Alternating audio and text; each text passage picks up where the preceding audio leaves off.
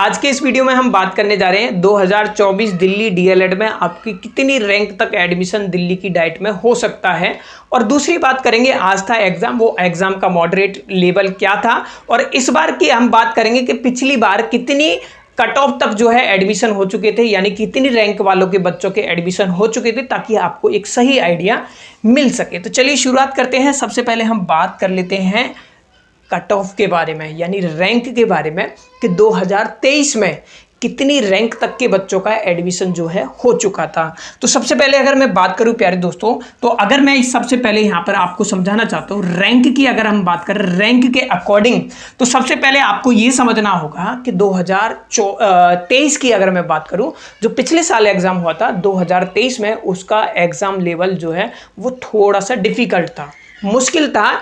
इसलिए वहां पर जो है देखा जाए तो कुछ बच्चों का फिर भी 10,000 प्लस जिनकी रैंक थी उनका एडमिशन हो चुका था, लेकिन कहाँ हुआ था? प्राइवेट डाइट में हुआ था। लेकिन इस बार का लेवल की अगर एग्जाम की बात करें, as per your feedback, exam जो है वो काफ़ी ईजी रहा है। काफ़ी ईजी नहीं कहूँगा, आपका ईजी लेवल कह सकते हैं, मॉडरेट लेवल कह सकते हैं। तो उसके अकॉर्डिंग भी बात करते हैं। तो सबसे पहले हम बात कर लेते हैं रैंक 2023 के अकॉर्डिंग। सर 3 कट ऑफ आई थी, ठीक है। 2023 में कितनी आई थी? 3 कट ऑफ आई थी। 2024 में कितनी आएगी? 2024 में भी 3 कट ऑफ आएगी। तो कितनी रैंक तक हो जाएगा? तो सबसे पहले अगर हम बात की कर रहे हैं रैंक कट ऑफ के अकॉर्डिंग, तो सबसे पहले मैं आपको बताता हूँ जनरल रैंक वालों के लिए, ठीक है। जनरल की अगर मैं बात करूँ तो 12,254 जिस बच्चे की रैंक थी, तीसरी कट ऑफ थी, मतलब तीसरी लिस्ट थी जिसमें नाम आया था, प्राइवेट डाइट में हुआ था। तो ये तो मैं आपको 2023 की बता रहा हूँ, 2024 के बारे में बताऊंगा। दूसरी बात कर लेते हैं हम ओबीसी की बात करें, तो ओबीसी की अगर मैं बात करूं तो 11,724 जिस बच्चे की रैंक थी 11,724, उस बच्चे का एडमिशन जो है दिल्ली की डाइट में हो चुका था। तीसरी अगर हम बात करें यहाँ पर, तो एससी कैटेगरी आती है। एससी कैटेगरी की अगर हम बात करें तो इसका कट ऑफ जो है वो 12,195 की अगर मैं बात करूं, मतलब कट ऑफ यहाँ पर मैं इसलिए बोल रहा हूँ क्योंकि ये रैंक लिख रहा हूँ मैं यहाँ पर। तो 12,195 जिसकी रैंक थी, उस बच्चे का एडमिशन दिल्ली डाइट में हो चुका था। एससी की अगर हम बात करें, इसके बाद आती है हमारी एसटी। एसटी की अगर मैं बात करूं तो 12,342 जिसकी रैंक थी, उस बच्चे का दिल्ली डाइट में एडमिशन आपका हो चुका था।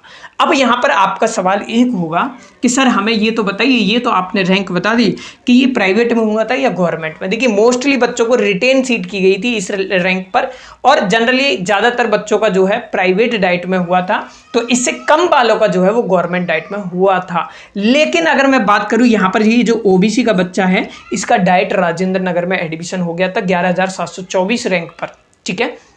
तो इसको आप इससे आइडिया लगा सकते हैं कि किस तरीके से रैंक होती है। इसका एक्यूरेट बताना आपके लिए मुश्किल रहेगा, लेकिन इतनी रैंक पर पिछली बार एडमिशन हो गया था जब एग्जाम का लेवल डिफिकल्ट था।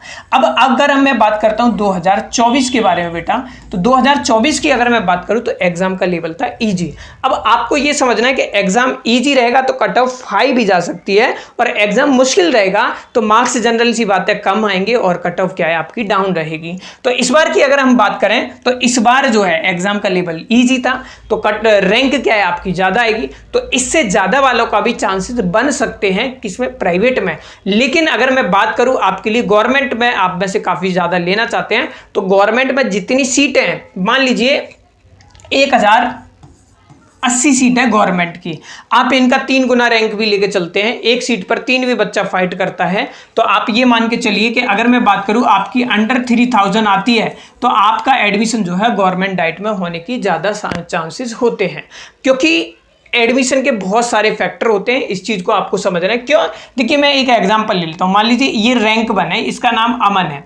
इस अमन की रैंक जो है 1 आई है, ठीक है। अमन के ने क्या है, मान लीजिए डाइट राजेंद्र नगर फिल की है कि भाई मेरे को डाइट आर्यन में लेना है एडमिशन सर, लेकिन अमन ने एग्जाम दिया और इसकी रैंक पता चली कि 1 आई है। तो अब अमन का क्या है, मूड जो है वो चेंज हो गया, कह रहा नहीं सर मुझे नहीं करनी डाइट, मुझे नहीं बनना पीआरटी टीचर, क्या करूंगा टीचर बन के, ना मान है ना सम्मान है, ठीक है। आप कितना करते थे, आप कमेंट करके बताएंगे टीचर के बारे में कि हाँ सर हम सबसे ज्यादा रेस्पेक्ट टीचर की करते थे। अब इस अमन ने क्या करा, इसका मन नहीं है, डाइट में एडमिशन नहीं ले रहा, तो चांसेस किसको मिलेगा, 2 वाले को मिलेगा या नहीं मिलेगा, रैंक 2 को मिलेगा, 3 को भी मिल सकता है, 2 वाला भी ना ले तो 3 को भी मिल सकता है, बहुत सारे फैक्टर होते हैं। अब ये अमन क्यों नहीं ले रहा है एडमिशन, आपके मन में ये आ रहा होगा, हो सकता है इस अमन ने बेटा क्या करा हो, CUT का एग्जाम दिया हो और इसको एक बढ़िया कॉलेज मिल गया, ठीक है, जैसे राम जैसे हिंदू कॉलेज है, कह रहा है सर मुझे तो कॉलेज करना है, B.Ed करूंगा, बड़ा टीचर बनना है, B.Ed भी नहीं करूंगा सर, MA कर मेरे को तो प्रोफेसर बनना है। तो मन में बहुत सारे ख्वाब चलते हैं, हमारा दिमाग 12th के बाद ज़्यादा चलता है। तो मान लीजिए ये इसमें ले रहा है, हो सकता है इसका मन इसमें हो गया। अब मान लीजिए दूसरी रैंक वाले का क्या है, वो भाई CA बनना चाहता है, वो CA CPT की तैयारी कर रहा है, ठीक है, अरे सर क्या करेंगे टीचर बन के, हमें तो CA बनना है, थोड़ी सी पावर तो होनी चाहिए हमारे पास में। तो बहुत सारे फैक्टर होते हैं, इसीलिए एक्यूरेट आपको कोई भी नहीं बता सकता है कि रैंक क्या रहेगी। ये जितनी भी मैंने आपको बताई है, ये 2023 में जिन बच्चों के एडमिशन हो चुके थे उनके बारे में मैंने आपको बताई है। तो 2024 में एग्जाम ईजी है, एग्जाम ईजी है तो मार्क्स ज़्यादा आएंगे आपके, और मार्क्स ज़्यादा आए आपके कहने से भी नहीं, चेक करने पे पता लगता है। कभी कभी आपने देखा ना, बच्चा कहता है नहीं सर बहुत बढ़िया एग्जाम गया, पता लग रहा है सारे ही गलत करके आ गया, ठीक है। तो इस चीज का भी फैक्टर रहता है। तो 2024 में अगर मैं बात करूं तो इससे रैंक ज्यादा वालों का भी हो सकता है और हो सकता है कम का भी हो। तो हम सेम को ले लेते हैं, मान लीजिए आपका कि 12,000 लगभग आएगी तो आपका एडमिशन जनरल वालों का भी हो जाएगा। किसमें, प्राइवेट में तो ज्यादा चांसेस होते हैं, क्योंकि प्राइवेट की अगर मैं बात करूं 2400 से 3,000 के बीच में सीटें होती है, तो आप इसका 3 से 4 गुना लगा लीजिए। क्यों लगा लीजिए, अब वहां भी फैक्टर होता है, क्योंकि आप सभी जानते हैं कि प्राइवेट की फीस ज्यादा होती है और जनरली नहीं ले पाते। फिर इसमें DPSC भी आ जाता है, तो बहुत सारे फैक्टर हैं। तो वैसे अगर मैं बात करूं जो आपकी जितनी सीटें हैं हमारी, उसके अंडर में अगर आपकी कट ऑफ आती है तो गवर्नमेंट डाइट आपको जरूर मिलेगा, और पिछली बार मिला भी है, पहली लिस्ट में नाम आए थे स्टूडेंट के, ठीक है।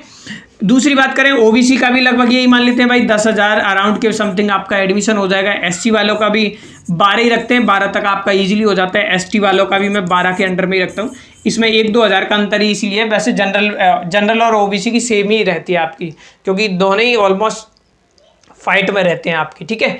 तो ये आपकी रैंक रहने वाली है, ठीक है। क्यों, अब एग्जाम की मैं बात करूं तो भाई आज एग्जाम की अगर हम बात करें तो एग्जाम में अगर देखा जाए तो एग्जाम का लेवल इजी था, ठीक है। 2023 के कंपैरिजन में क्या है, 2024 का एग्जाम जो है वो काफी इजी रहा है। तो मार्क्स जो है वो ज्यादा आएंगे तो कट ऑफ क्या है, मार्क्स ज्यादा आएंगे। तो रैंक की अगर हम बात करें तो रैंक आपकी बहुत सारे बच्चों की बढ़ेगी, और बच्चों की बढ़ेगी तो एक रैंक के बहुत सारे बच्चे होंगे, तो कट ऑफ क्या रहेगी आपकी, थोड़ी सी आपके एडमिशन के चांसेस भी कम भी हो जाएंगे। इस चीज को भी ध्यान रखना। मैंने बोला ना, एक सीट पर 2 बंदे कर रहे हैं, मर्जी दोनों की है, ठीक है।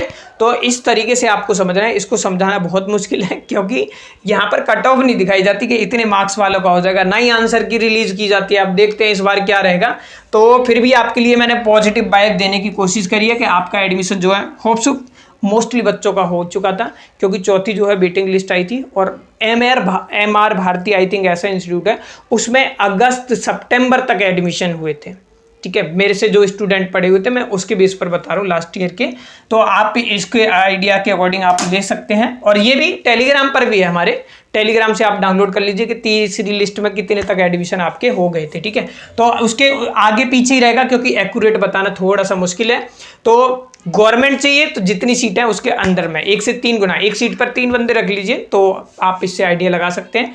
तो आज के लिए ये था। एग्जाम का लेवल मॉडरेट ही कहूँगा, क्योंकि कुछ कह रहे हैं कि सर हमारे लिए साइंस मुश्किल लगी थी, कुछ आर्ट्स, तो वो फैक्टर मुश्किल और हार्ड का नहीं है, वो सिर्फ होता है जिस स्ट्रीम से हम पढ़ के आ रहे हैं। फॉर एग्जांपल मैंने साइंस पढ़ी है तो मेरे को साइंस इजी लगेगी, ठीक है, और SST थोड़ी सी मुश्किल लगेगी, सोशल साइंस। लेकिन जो आर्ट्स पढ़ के आ रहे हैं वो सोशल साइंस वाले को क्या है, आपको साइंस मुश्किल लगती है। तो यही फैक्टर रहता है, बाकी कोई नहीं है, बाकी बढ़िया था। तो होप सो, बाकी देखते हैं एक्यूरेट कट ऑफ क्या रहेगी, ये गॉड ही बताएगा, ठीक है। Thank you for watching.